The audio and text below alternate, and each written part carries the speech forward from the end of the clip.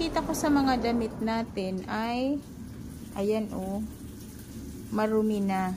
Linis tayo ng washing kasi naglaba ako. Ayan oh, yung ating mga linabhan. Marumi.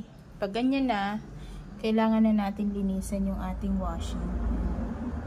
Tinanggal ko lang yung screw dyan sa gitna. So, tinanggal ko lang yan para ma-screw natin. So, ganyan yan guys. Kapag kayo ay maglinis ng inyong mga automatic na washing machine or kahit na hindi automatic, ganyan naman siguro yung pagkakadesinyo. Ayan. So, nalinis ko na yan. Kanina, ang daming dumi. Nilimutan ko i-video. Sabi ko i-video ko para ma-share ko. Ayan o. Ganyan. May screw yan dyan sa gitna. Tapos, yan yung pinakita ko sa inyo na takip. Yan yun.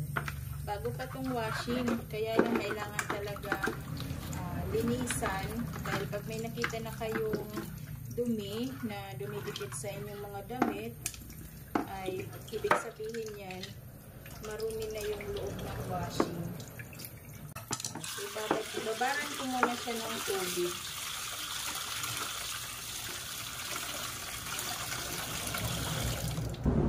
Tapos dito naman tayo. Ayan o. Hindi ko masyadong abot. Ayan o, lalo na ito. So, pupunasan ko na lang yung gilid nito.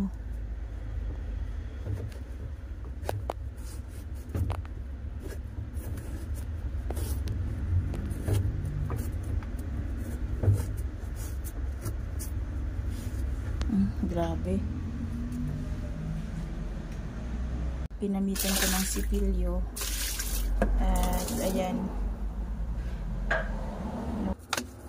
Dati ko naman siyang ginagawa ko every 2 months.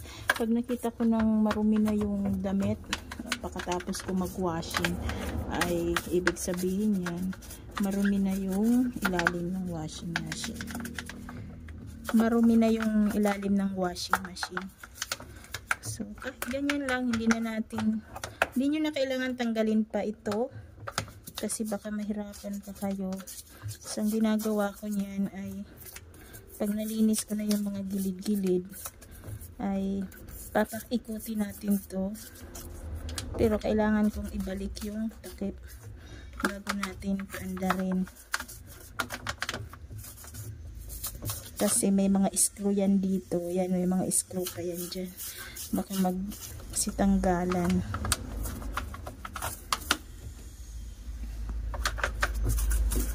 So, ayan lang, ganyan. Tapos, ibabalik na natin ang takip. At ito na nga, ganyan na nga yan, no? Kasi, i-drain pa natin yan. Pero, bago yan, bago natin paandarin, ay ibabalik na natin tong ating hinugasan na takip. Ayun. So, ayan na, nailapat na natin. So, iingatan nyo rin dahil mayroon niyang goma dyan. Baka naman matanggal pag hinugasan nyo. Yan, natatanggal yung goma dyan. So, kailangan ingatan. Tapos, ito yung kanyang screw. So, ibabalik na natin yan.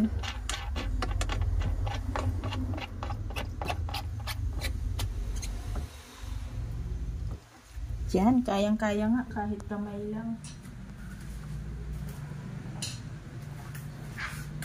So, gamit ko ganito kasi pahaba yan. Oh. Yung screw niya ay yung malapad.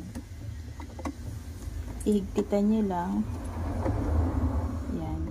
So, ayan, oh, sakto lang, oh. Yan, hindi nyo kailangan ipihit pa ng ganon na sobrang higpit. Ganyan lang na yung hindi na siya may ikot, ganyan, oh. Sakto lang. Tapos, ayan, ito yung kanyang takip. May butas siya dyan. Ayan, may butas. So, ilalapat lang nyo. Yan. Ganyan na. Diba? Napakarami.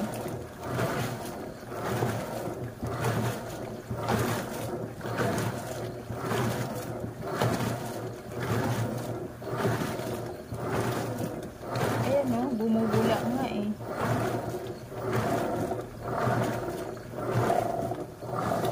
Okay. Ngayon, ang gagawin naman natin ay i-post natin.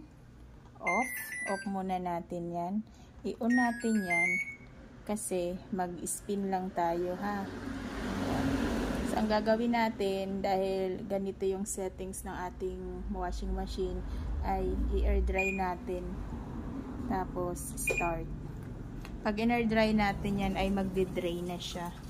Wala kasi itong drain, kundi ito lang talaga na air dry. Yung dati naming na washing, yung nasira na. Dahil hindi ko nga pala noon alam na after 3 months, kailangan natin i-maintain yung mga washing natin na lilinisan. Kaya ayan, dapat talaga linisan. Yun naman ay nagbara. Dahil siguro napuno na ng dumi. So ito ay hindi natin yan pwedeng buksan kasi mag-i-spin dryer na yan. Tapos ayan, tapos na siya mag-drain. Ngayon, mag-i-spin na yan. Para matanggal yung dumi pa.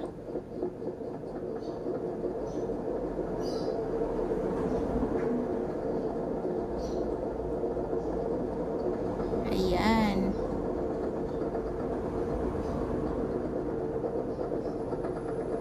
So, ganyan lang yan.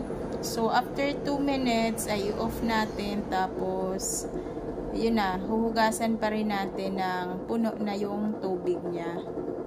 Nga guys, yung ating nilinisan na washing, wala tayong niload dyan. Ngayon, off na muna natin. And titingnan natin. Pangalawang linis na to. Kung malinis na. Ayan nga, malinis na yung ating washing. Pagkatapos nating linisan. Ito na nga, yung ating binashing. Pagkatapos natin linisan yung washing natin.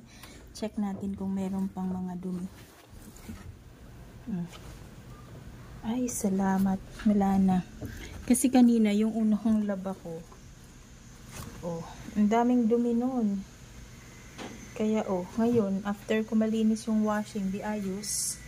Maganda talaga pag nalilinisan yung washing machine. Kung hindi, itong pantalon na to, ang daming dumi na naman. Wala na, maayos na. Diba, kahit ito na yung ating sinalang na itim, ay wala na tayong makitang dumi. Malinis na yung washing natin. Wala nang dumi. Diba? Wala na.